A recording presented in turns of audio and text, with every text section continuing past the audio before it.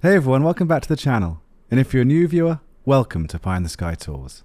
Today I'll be discussing the imminent implementation of ray tracing on Microsoft Flight Simulator 2020. It's really exciting times, and we're all curiously waiting to see what these changes bring to the sim, on both flat screen and in VR. The intention of this video is to find out more about ray tracing and what this means for the simulator, as well as share my own thoughts about it. I think we have all learned to manage our expectation over the past 15 months, so I'm trying to stay as neutral as possible. But I am actually super excited about this update. So the main questions we are asking are, what is ray tracing? How will it improve the sim? And will it improve anything in VR?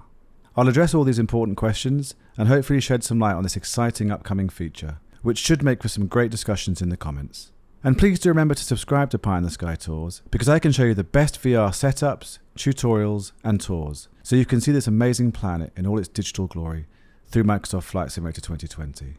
And please do smash that like button if you enjoy the content. It really helps boost the video in the searches, which in turn helps other simmers find us. Firstly, let's have a look at ray tracing and find out what it is and what it actually does. In 3D computer graphics, ray tracing is a technique for modeling light transport for use in a wide variety of rendering algorithms for generating digital images. According to NVIDIA, ray tracing is a method of graphics rendering that simulates the physical behavior of light. Thought to be decades away from reality, NVIDIA has made real-time ray tracing possible with NVIDIA RTX, the first ever real-time ray tracing GPU, and has continued to pioneer the technology since. Powered by NVIDIA RT cores, ray tracing adds unmatched beauty and realism to renders and fits readily into pre-existing development pipelines. You're probably familiar with the RTX acronym with NVIDIA GPUs. This is actually the technology which enables ray tracing, so we need to be careful not to get confused with this and ray tracing itself. Ray tracing is an advanced and lifelike way of rendering light and shadows in a scene. It's what movies and TV shows use to create and blend amazing CGI work with real-life scenes. Because ray tracing works by simulating and tracking every ray of light produced by a source of lighting, it takes a lot of horsepower to actually render. And this is the main reason why we haven't seen ray tracing implemented in actual games until relatively recently. So now we know what ray tracing is and what it does. Although it's not being clearly outlined by Sobo, let's discuss what ray tracing will actually improve in the sim. I think it's going to be really helpful in some situations. For example, when flying at night and seeing more accurate reflections of the city lights under the wings of the aircraft. Right now, these reflections are really nice, but compared to flying in real life, you can definitely see a difference. Another way it can be implemented could be on the reflections on wet surfaces and water puddles. Probably not a high priority wish, but it would be cool to see these features added. Also in the cockpit view, you do see some confusing reflections, which sometimes should be hidden and shouldn't be hidden from view, especially flying over water. In the external view, it's less of a problem, unless you're flying close to terrain or viewing the aircraft up close. The reflections will also be a lot more accurate when landing on water, sitting on wet tarmac, as well as the hangar preview. But keep in mind that it can also be used for other things apart from reflections. We could be getting more accurate shadows, global illumination, and improved ambient occlusion. I don't think the ambient occlusion works that well, that's why I always have it switched off or set to low. Another possibility is that ray tracing could enable windows of buildings to really reflect and accurately show the surrounding environment, which would be awesome. Shoreline water, lakes and ponds could also reflect the surrounding world, so I do think ray tracing will bring better shadows, lighting, and a general overall atmosphere in the world due to ambient occlusion. The game does a lot of this stuff really well already, but I don't think it's nearly as accurate as it would be with ray tracing.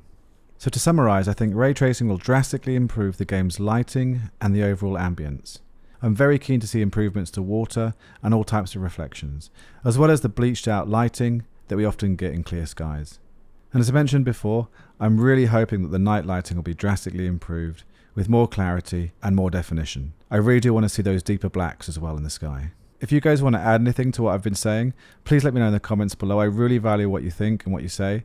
And I think together as a community, we can have some really good discussions about this. So please feel free to leave your feedback. And this takes us on to our final question. Will ray tracing improve VR?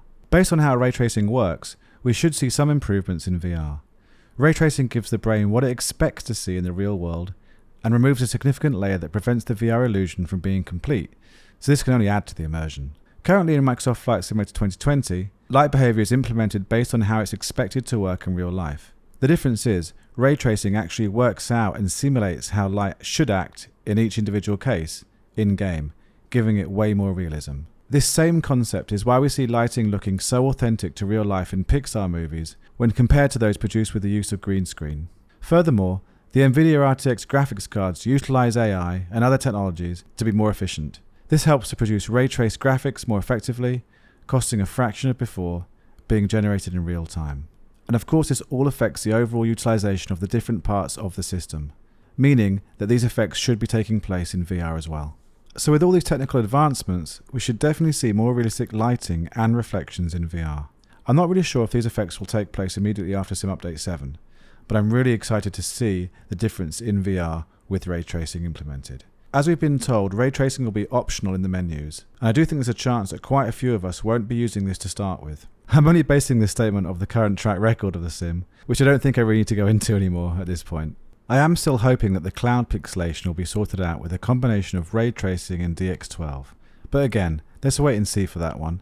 If anyone has anything to add about the pixelation of clouds, please let us know in the comments. So overall, we should see some improvements in lighting, reflections, water, and in general with the ambient occlusion. I really hope we see yet more progress with night flying and airport lights. And hopefully the floating lantern looking lights at night will be fixed, because I do find them quite strange. I do want to take a minute and thank Asobo and Microsoft for showing ongoing dedication in developing the sim more and more, so hats off to them. So please let me know your thoughts and reactions, as well as what you want from ray tracing, in the comment section below, so we can keep discussing this on the channel. I'm really excited to witness the development of this sim, especially the way they implement VR. My prediction is that within a year, we'll be where we want to be. But until then, I think we need to remain patient and keep working together and discussing things so we can actually get the best performance possible from our systems. And I hope these videos help you do that.